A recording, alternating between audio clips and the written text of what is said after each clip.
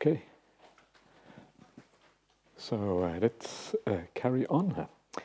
And we have just been talking a little bit about this sutta called the Great 40. And we're going to continue on that. We're going to have a look at the first 6 factors, first 5 factors of the Noble Eightfold Path. And just in summary, just to kind of have that background, and then we're going to carry on with the Sabhasava Sutta and all the defilements afterwards. First 5 factors, of course, starting with right view. So we're going to look at the idea of right view, and from a couple of different angles, and then we will just carry on with the first 5 factors. So this is then how this is explained in this sutta. This is again Bhikkhu Bodhi's translation, and he says therein, Bhikkhu's right view comes first. How does right view come first? One who understands wrong view as wrong view and right view as right view, this is one's right view. So that's kind of interesting already. The right view comes first. It means that right view is like the underlying thing which underlies everything here. You will see this is what it says for each of the factors. Right view comes first, and afterwards we come to right intention. There too it says right view comes first, because it underlies our understanding of each factor. Each factor is understood through right view, and right view itself is understood through the idea of right view. So you know what is right view, you know what is wrong view. Why do you know that? Because of right view. Sounds a bit paradoxical, but that's actually how it is phrased here. This is kind of the idea here. And so that means that this is obviously, sometimes it's partial. You have a partial understanding, and that's also a bit of right view. Sometimes it's complete, and then you have the full right view, so you have a full knowledge of right view. And this only happens, the full knowledge only happens when you become a stream enter. So before you become an Arya, before you are a noble one, your right view is only going to be partial. And that's going to be part of the problem. There's always going to be a degree of delusion there. And this is one of the reasons why it can be so hard to practice the path. Because we don't really know what we're doing. We're kind of walking in, we've got a little bit of light. The eye of the Buddha is there. The eye of the world has arisen. So you have a little bit of light, a little bit of clarity. But we're like a person with one eye, or half an eye, or whatever it is. Just a one-off thing, like I said before. It is a matter of you have to study these things again and again, because it's like you gradually changing, gradually moving the way you look at things. It takes time, and so we have to kind of allow these things to sink in over time. That is how your views get kind of gradually rectified in this way. So this shows you the importance of understanding, reflecting on the suttas, trying to understand what the Buddha is talking about. What does it mean? What does the Buddha mean when he says that the sensory realm is unsatisfactory? What exactly does it mean by that? It is not obvious. We take the sensory realm to have a lot of satisfaction in it. That's why we have relationships. That's why we have our entertainments, our homes, so much in life comes in that realm. And yet the Buddha says it's unsatisfactory. How can he say that? Initially, there's a bit of resistance maybe, until you start to uncover the truth and you start to see that there's something beyond, something higher, something preferable. And then we change our attitude, we change our direction, our priorities, our values, everything kind of moves as a consequence. So right view comes first. Right view is what understands right view and wrong view. So if you have right view, you know that you have right view. You know what's going on. And then the Buddha goes into a bit more detail about these things. First of all, he defines wrong view. I'm just going to read it out, because the converse right view is defined afterwards, and I prefer the positive side. It's kind of more uplifting to hear the positive side than the negative side, I reckon. So the Buddha says, what bhikkhus is wrong view? There is nothing given, nothing offered, nothing sacrificed, no fruit or result of good and bad actions. No this world, no other world, no mother, no father, no beings who are reborn spontaneously, no good and virtuous recluses and Brahmins. in the world who have realized for themselves with direct knowledge and declare this world and the other world. This is wrong view. This is like an ordinary wrong view. And you might wonder, well, how does this differ from what we often call wrong view? Often what we call wrong view is the lack of understanding of the Four Noble Truths. Yeah, not seeing the Four Noble Truths properly is wrong view.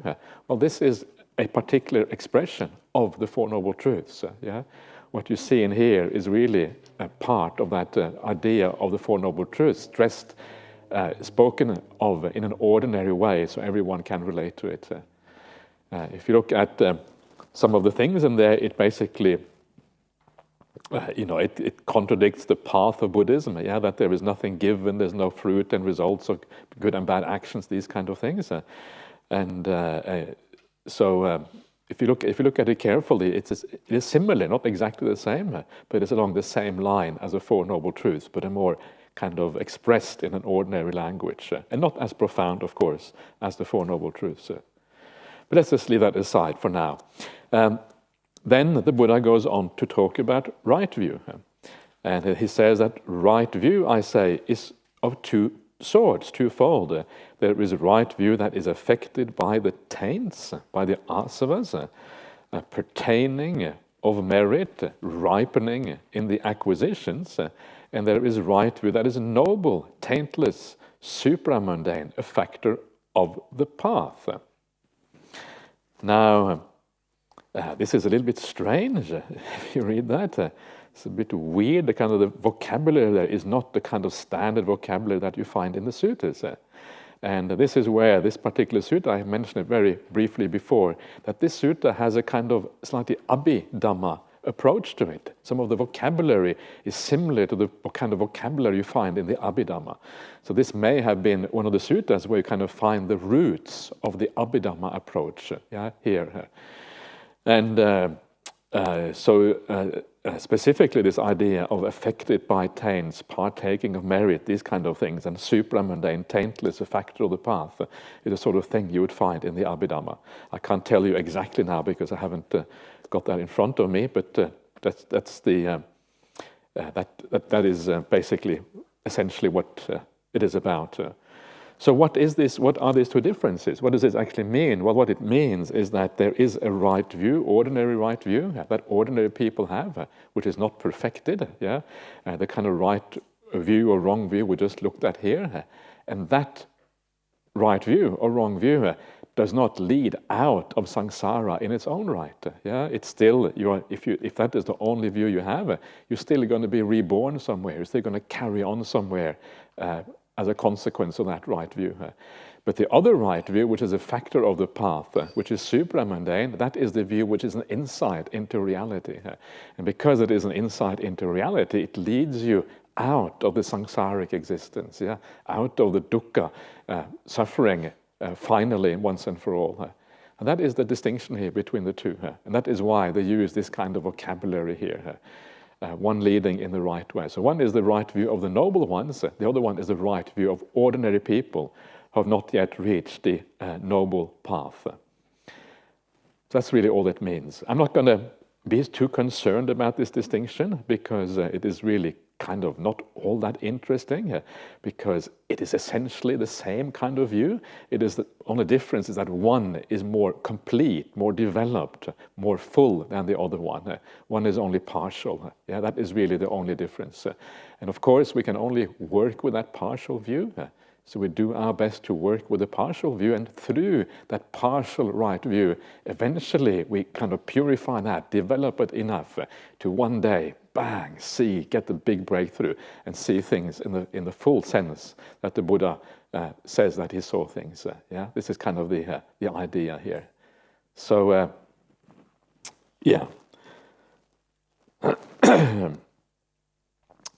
So then we start with the right view, that is the ordinary right view of ordinary people. What bhikkhus is the right view that is affected by the taints, partaking of merit, ripening in the acquisitions? There is what is given, what is offered, what is sacrificed. There is fruit and result of good and bad actions. There is this world and the other world. There is a mother and father. There are beings who are reborn spontaneously. There are in the world good and virtuous recluses and Brahmins who have realized for themselves by direct knowledge and declare this world and the other world. This is right view, affected by the taints, partaking of merit, ripening in the acquisitions. Ripening in the acquisition just means ripening in rebirth. That's really all it means. Acquiring like a new body, if you like. So what does all of this mean? And it's a kind of a very standard expression of right view in the suttas. And you can take it that it is meaningful, as a standard expression. And it starts off by saying there is what is given, there is what is offered, there is what is sacrificed. And the kind of the purpose of these things, they may seem like a kind of strange thing to say, but the purpose, of course, is that these things have value. These things matter on the Buddhist path. The idea of generosity, of sacrificing, of giving of oneself. These things are actually fundamental to the Buddhist practice. You see here, it starts at the very beginning of right view. And this is one of the things that you find with the idea of generosity throughout the suttas. It is often the foundation of practice. The idea of giving of oneself, giving of what one have in this life, sharing with other people. And this is a very powerful practice. And it's something that anyone who is serious about the spiritual life should do. You're probably all doing it already, but we can always do more of this, The kindness of sharing with others, of sharing of one's own requisites or what one owns in this world. And it can also be, obviously, generosity in a broader sense, just acting with kindness towards people. But it certainly includes the sharing of one's material possessions. And I don't know, you will notice that this is there's something very powerful about this. It's very powerful in many different ways. It is powerful for oneself.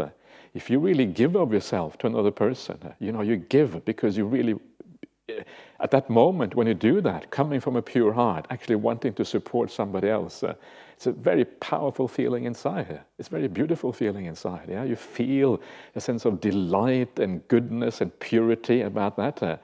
And you know that this is a spiritual quality. You can feel that this is powerful spiritual quality. And the idea is that when you give of yourself in this way, the idea is then to do it. You do it precisely to feel that positive, spiritual, uplifting feeling. You do it with a degree of mindfulness. You do it with a degree of joy, because you cannot not have joy when these things kind of come together in that way. And then when you do that, because the mindfulness and the joy is strong, it leaves a very powerful impact on your mind. A really strong impact on your mind. And then afterwards, when you come on a meditation retreat or you meditate at home or whatever you do, you can recall it easily because it left a powerful impact on your mind. And that recollection of these kind of actions of generosity, this is what is called chaga nusati in the suttas. It is a special practice that we do precisely to give rise to a wholesome state in the meditation practice. It's almost like you go back to that thing that you did a long time ago, and you bring up the same positive feelings that you had at that time. It comes back to you, and you feel that, and then it is right there. And then you combine that with a meditation on the breath or whatever it is, and then it actually the meditation really comes together. So this is one of the fundamental things on the path, because it really purifies you in this way. You can feel that this is a powerful, positive feeling.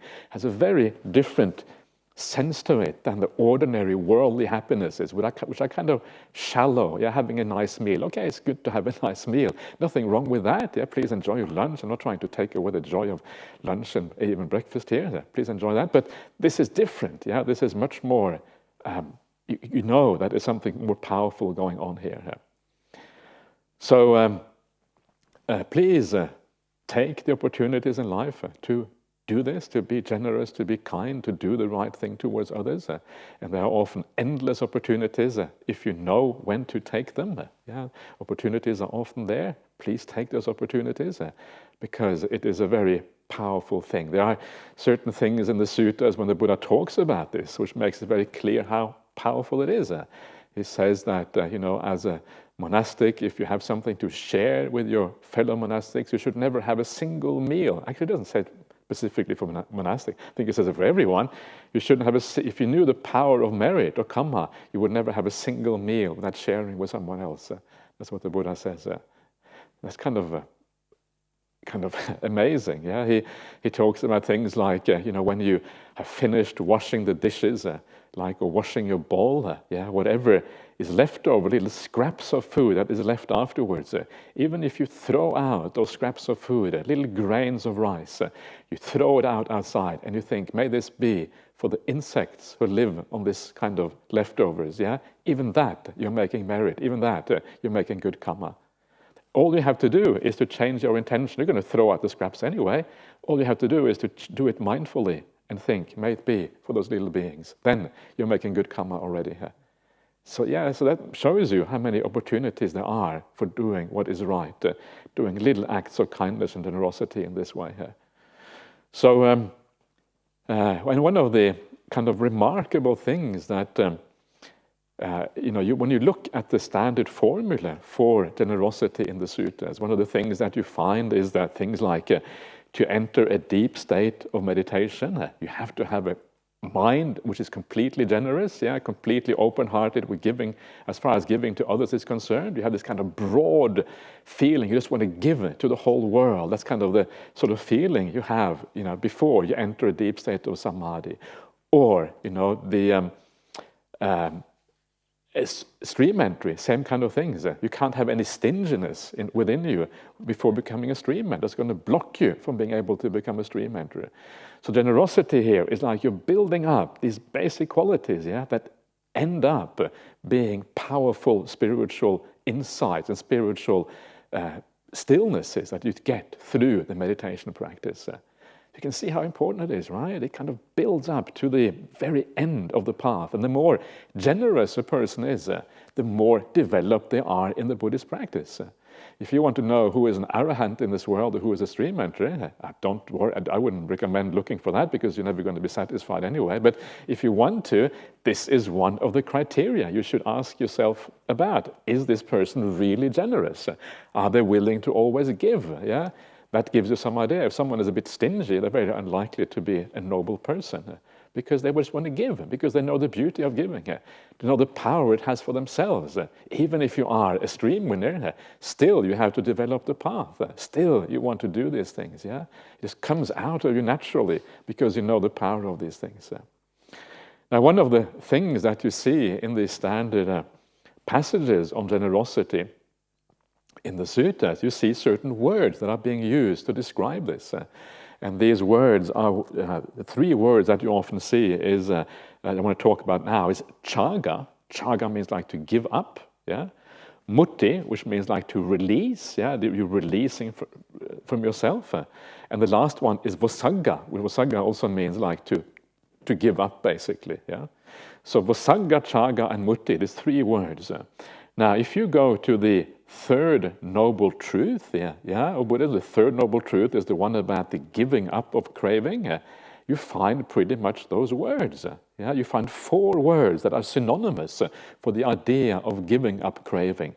What are those four words? They are chaga, mutti, patinisagga, and analaya. Those are the four words. And three of those words are almost the same as the words under generosity. Because when you attain the very end of the path, when you give up craving and you attain nibbana, what you're doing is you are giving up. You're letting go, basically. Mutti, you are releasing, you are freeing. Patinisagga is basically the same as vosagga. You're letting go.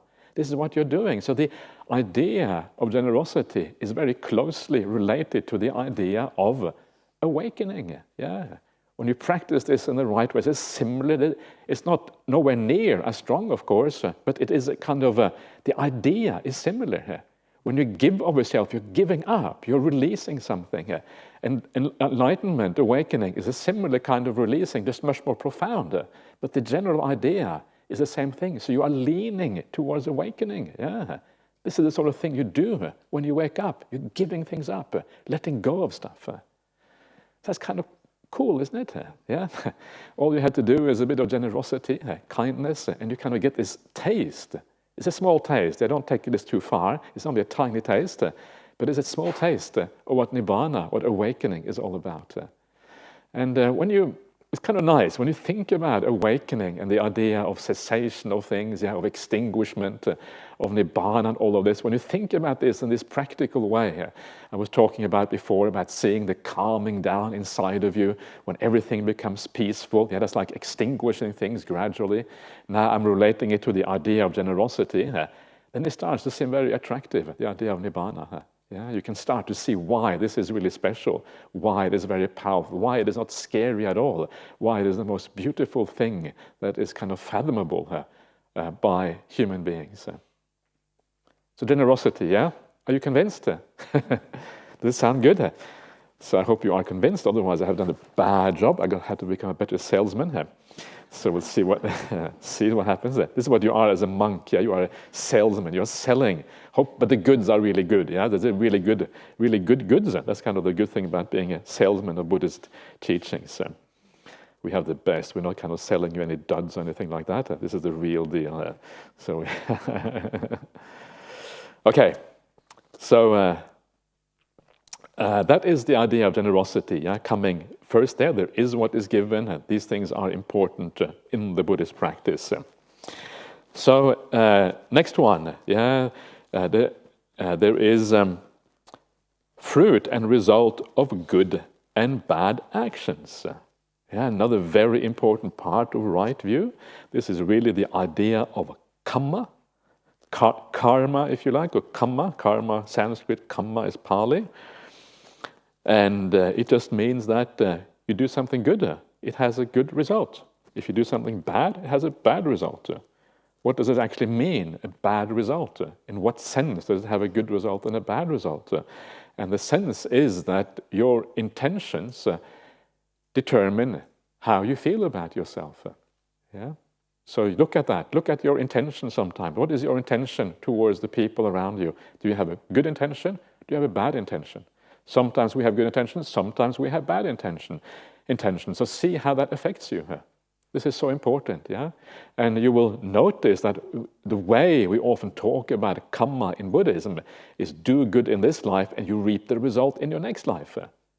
Okay, maybe, I believe absolutely that's true. I have no doubt that that is true. But it's a bit, you have to take these things on faith, and it's, that is not so powerful. But there is another way of thinking about kamma, and that is to think about kamma as ripening in this very life.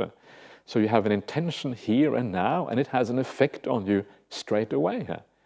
That is in many ways much more interesting. It is much more interesting because it affects your practice here and now. It helps you in your practice. And more interesting because you know that it is true. If you see this, you can feel that it is true. This is why it is very useful. So see how your intentions affect you. Do when you kind of your intention is a bit bad. I really got to get them back. The person did really bad. You tell them off in a slightly harsh way, and afterwards you think, gee, that wasn't right. Why was I so harsh? And then, how do you feel about yourself when you do things which is a bit bad in that way? Your intention isn't quite nice.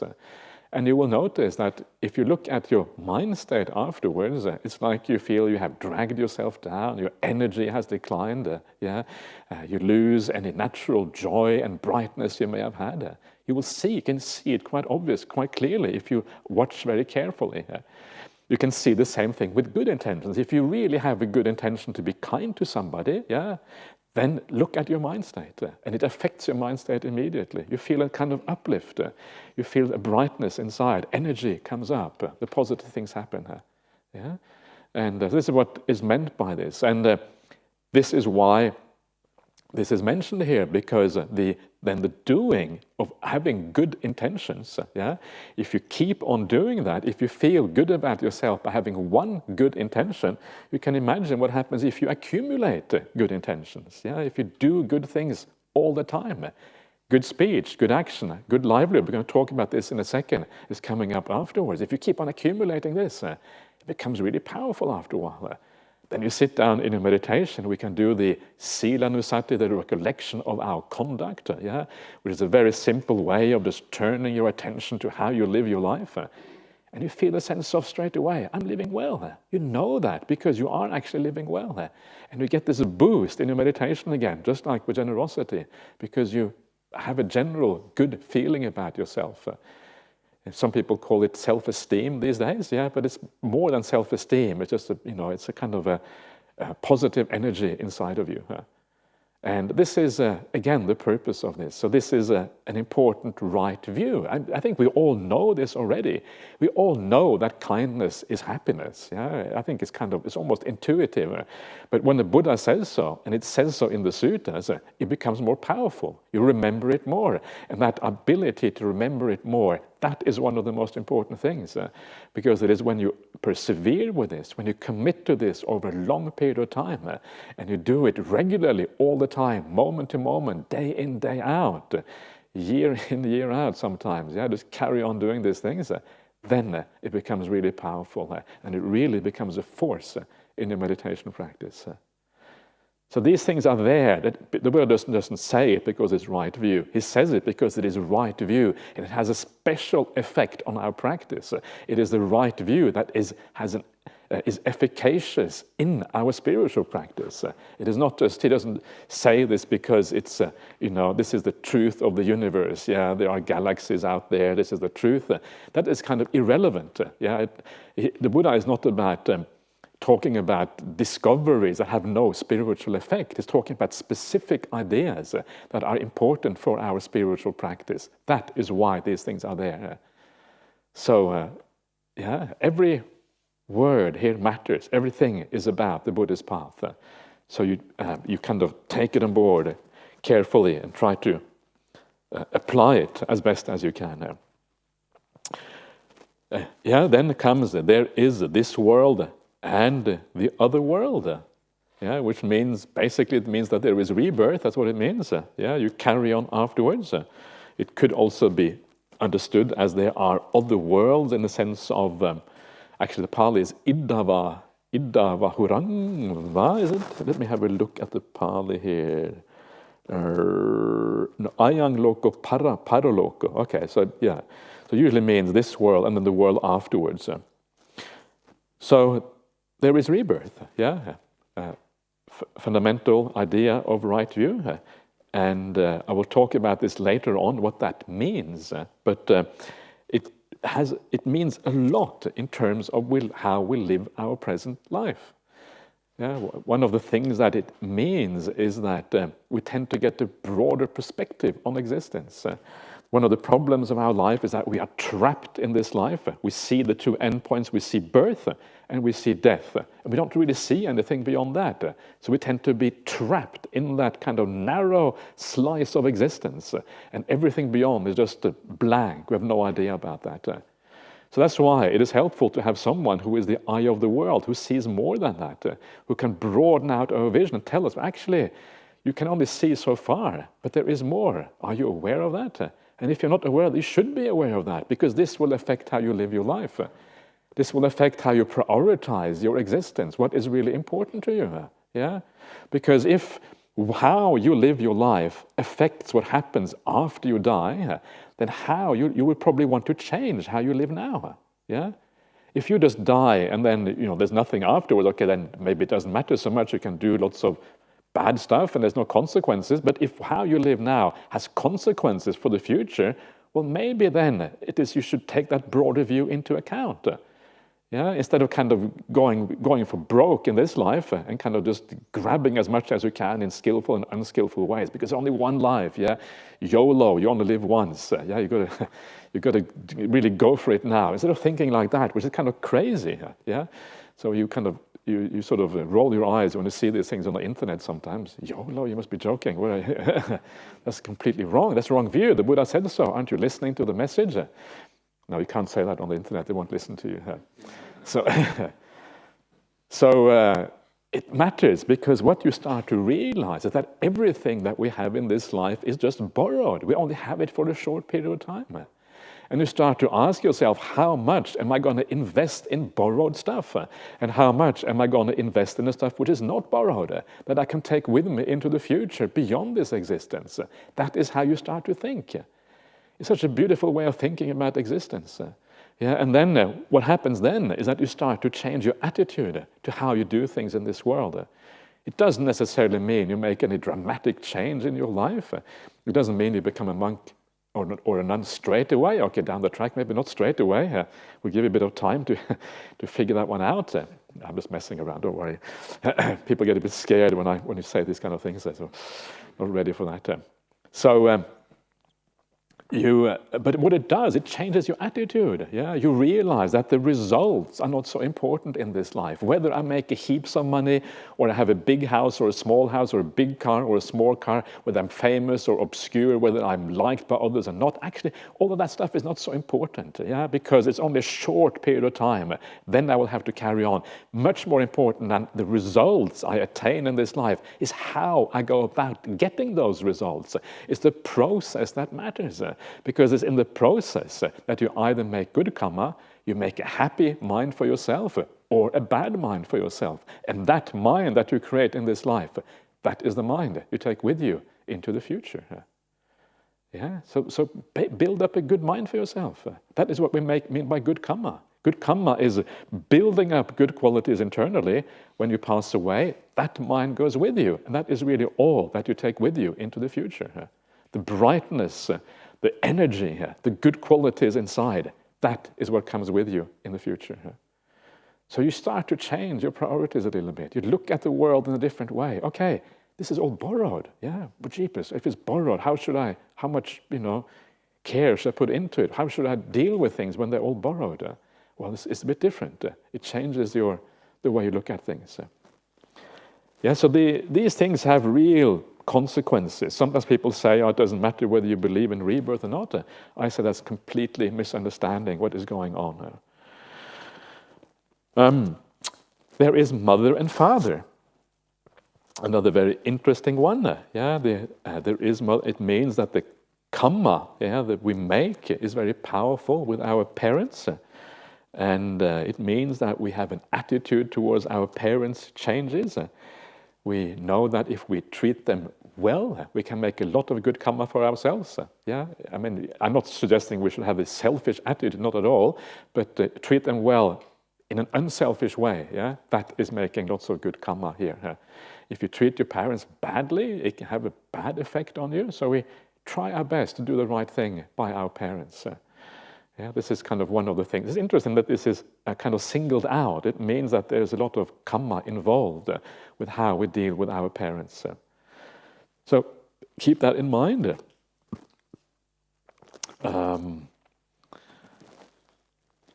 Okay, I'll just do it very briefly. There's some marvelous suttas about this as well, about mother and father, how to think about them in the suttas.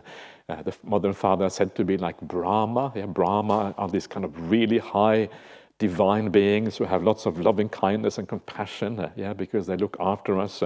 They are the Pubbacharya. Pubbacharya means the first teachers. And so the suttas talk very powerfully in this way how to think about your parents in the ideal way.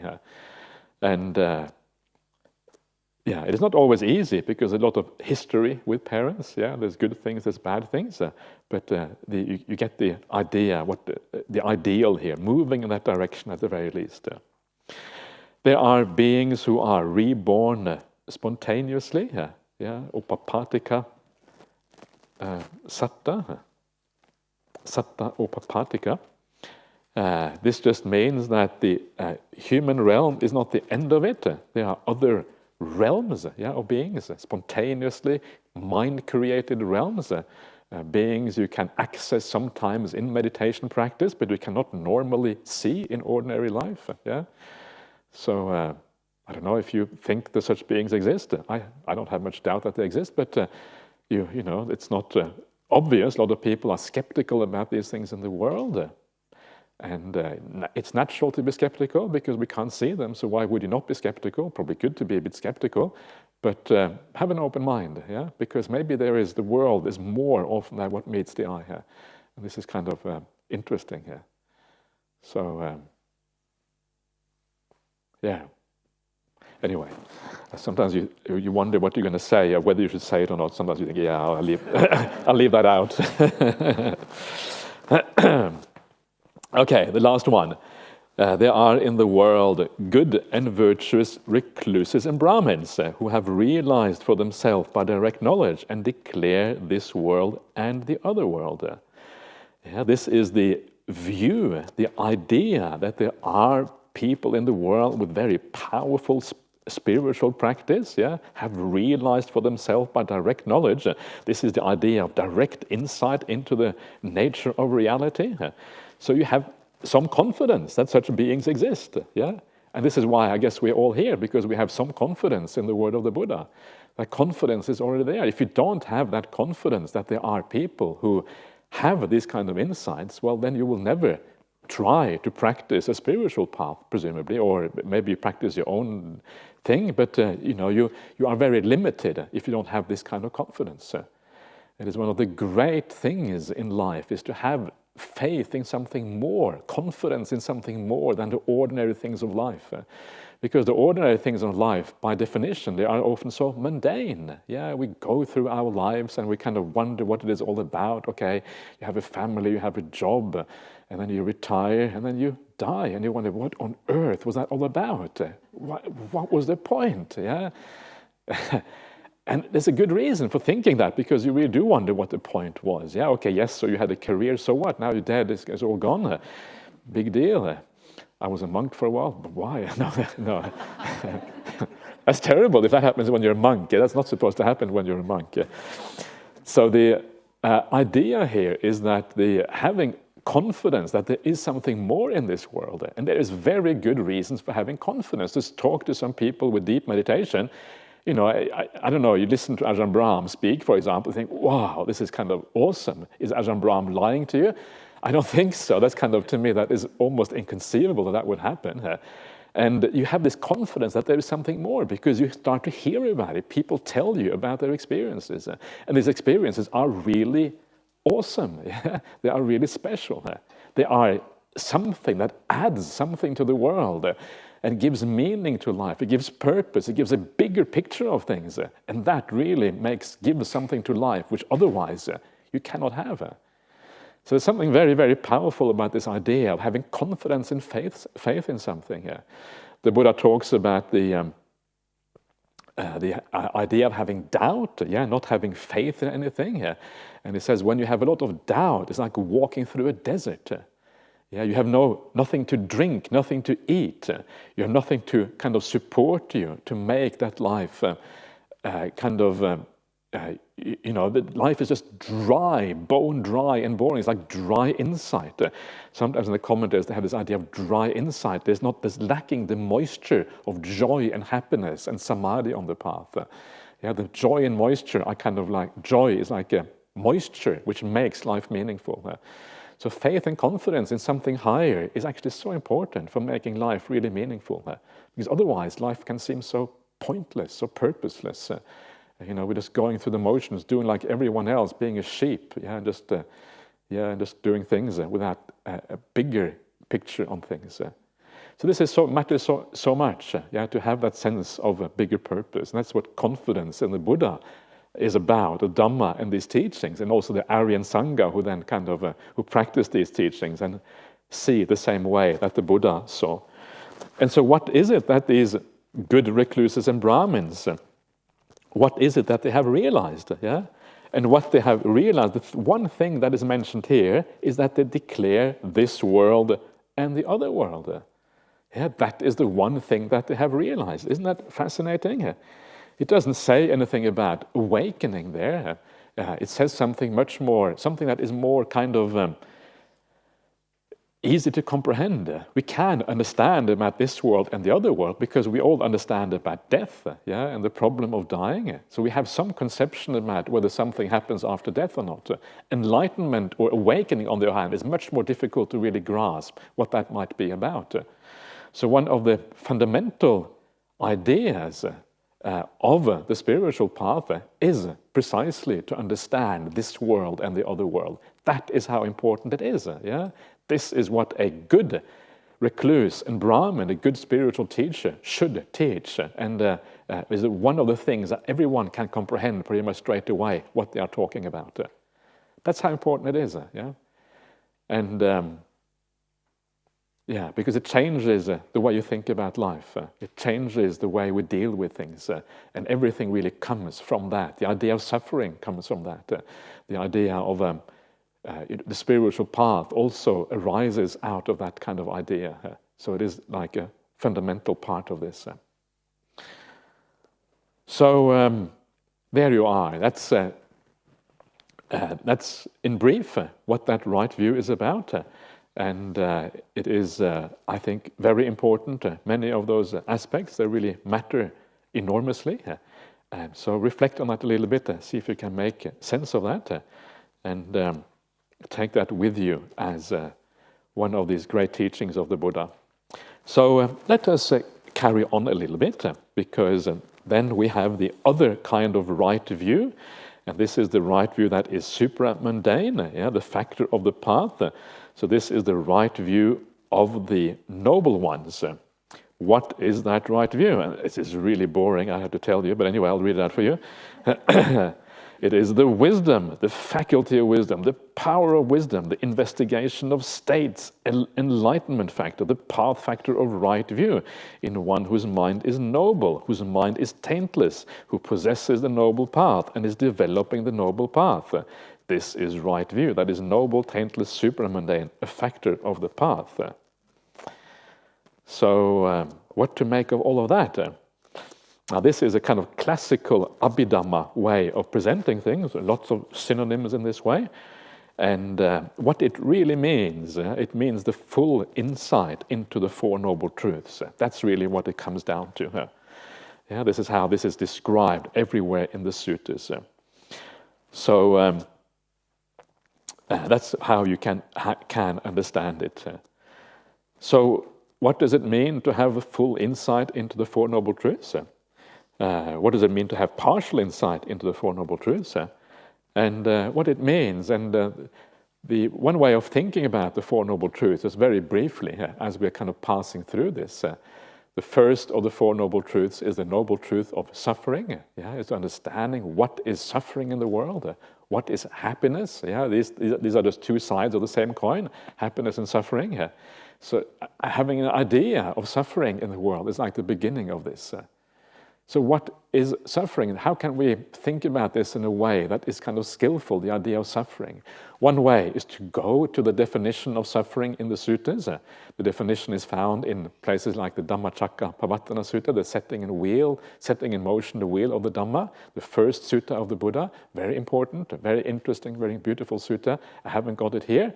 And what does it say? It says, birth is suffering, illness is suffering, old age is suffering, death is suffering. It says being separated from what you like is suffering. Being around what you don't like is suffering. Not getting what you want is suffering. That's what it says, And then the last one is, in brief, the 5 aspects of personality are suffering. That's what it says. How can we think about this in a way that is kind of... and that is very interesting. I'm not going to analyze that now, but it's very fascinating. But one way of thinking about this is to understand this in terms of kind of sila, samadhi, and panya, the morality, meditation, and then wisdom. So on the morality side, if to understand suffering there is to understand that not living well is suffering. It's going to lead to problems for you. So understanding why that is the case, I just talked about kamma just before, understanding this connection between intention and how we feel about ourselves. This is really, really important. And the more you get that, if you reflect on that, understand the suffering in living badly, understand the lack of suffering in living well, the more deeper that insight, the more kind of powerful will be your practice to live well. So reflect on these things. Why is morality so important? Why does it matter whether we are kind in this world? Why does it matter that we don't treat other people badly? Get that really deeply ingrained in your psyche, and as you do that, it will become a power in your practice. The other one is the idea of meditation, and this is really has to do with the understanding of the sensory world. There's one thing that blocks us from meditation practice, from going deep and becoming really peaceful. It is our attachment to the sensory world. The five senses, enjoying the sensory world, being able to see, being able to listen, all of these kind of things. And so a big part of right view in this context, understanding suffering, is to understand the limits of that world. I've talked about this already. I'll come back to it later on, because this is such an important thing for being able to turn the mind towards meditation practice. Because if the external world of the five senses is inherently problematic and suffering, because it is out of control, because it's outside of us, outside, it's just something we can control a tiny little bit, but it's this minor. I can lift these glasses, and that's, but basically the world is outside of our volition. But our inner world, that is within our control to some extent. So instead of finding that refuge, finding happiness, finding meaning in the world outside, we turn to the world where we do have some power to affect change, which is our inner world. This is the whole point of finding refuge within. You have these beautiful sayings like Ajahn Chah. Ajahn Chah was Ajahn Brahm's teacher back in Thailand, in case you don't know. And he said that your samadhi, meditation, is your real home. This is where you withdraw to. This is where you go in, and you allow the rest of the world to go wherever it wants to go. It doesn't matter to you anymore. And that real home inside is full of stillness, peace, joy, power. A very powerful sense, a sense of being incredibly powerful when you gain that kind of inner stillness inside. So again, it's about right view, understanding where to find real happiness, understanding where you find real satisfaction and contentment in life. It happens within. But you have to know the path, how to develop that. And an important aspect is to turn away from the world outside and then turn within instead. So we're going to think about that more, talk about that more later on. There's another aspect of suffering, understanding that the external world is problematic. Basically, it's suffering. That's what the Buddha says. And then the last aspect is then the panya, the wisdom aspect. And that is even more profound. And this is the idea that as long as there is a sense of self inside of us, we have a problem. A sense of self. Why is the sense of self a problem? The very idea I am is problematic, says the Buddha. Why is that? Because the moment you have an idea of I am, that idea has to have content.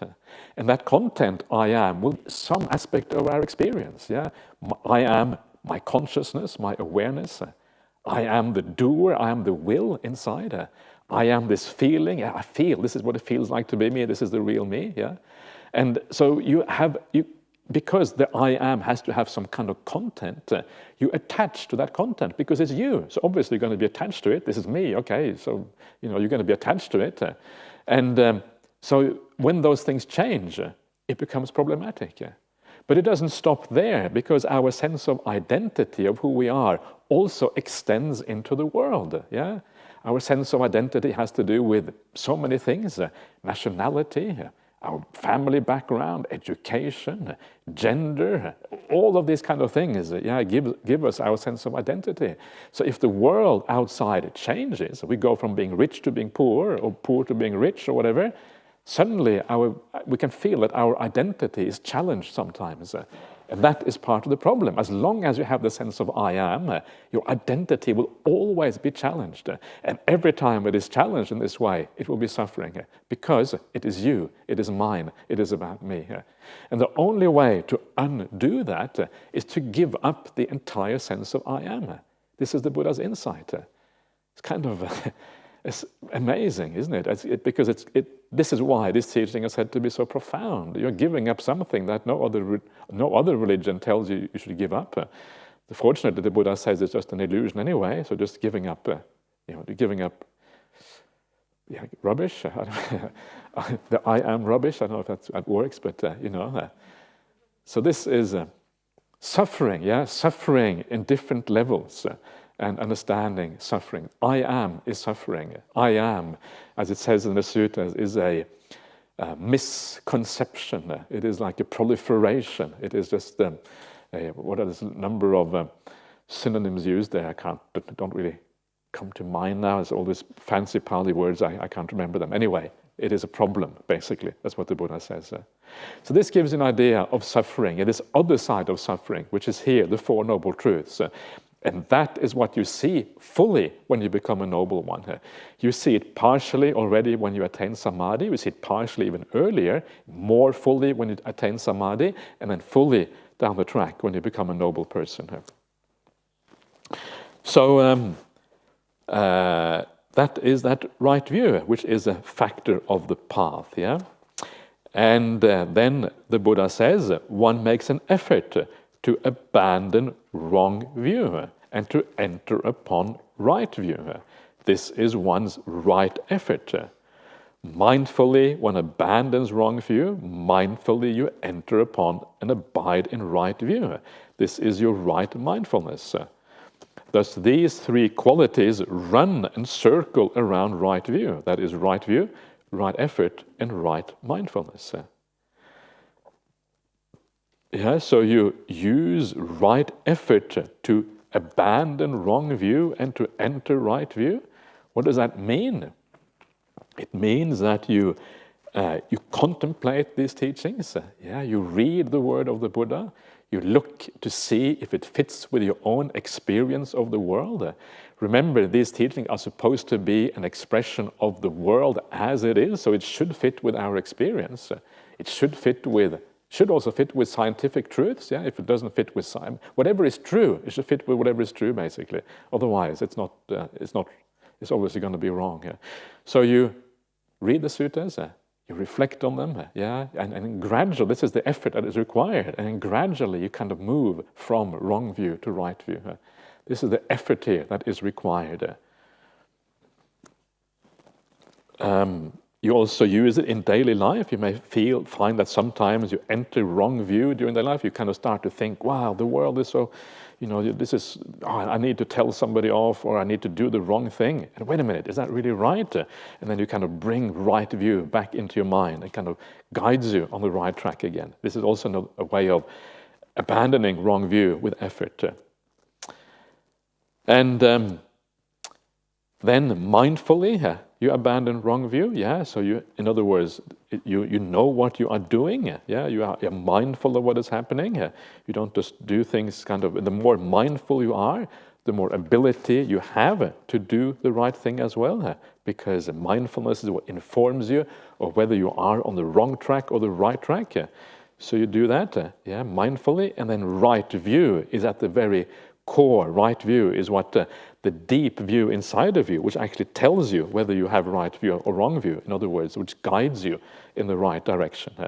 That is what that is about. So, there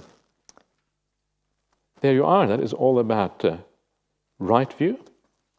And I think this is one of the most interesting areas of Buddhism, because right view is the thing at the beginning of the Noble Eightfold Path. It's the thing which makes everything else possible. It is the thing that guides you in the right direction.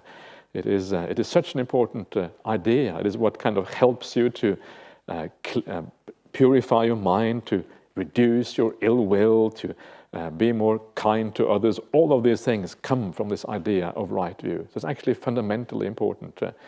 So try to take it seriously. Don't. The Buddha says many things that you may disagree with, perhaps, but reflect on it. See if there might be some truth to it, and gradually, I think you will find that what the Buddha says actually usually makes a lot of really good sense, even though initially you may find it a little bit problematic. So I will stop there. It's a good place to stop, and so just please carry on. There will be some interviews now, I think, if anyone has signed up. And we will see you back here again at 7 o'clock this evening here.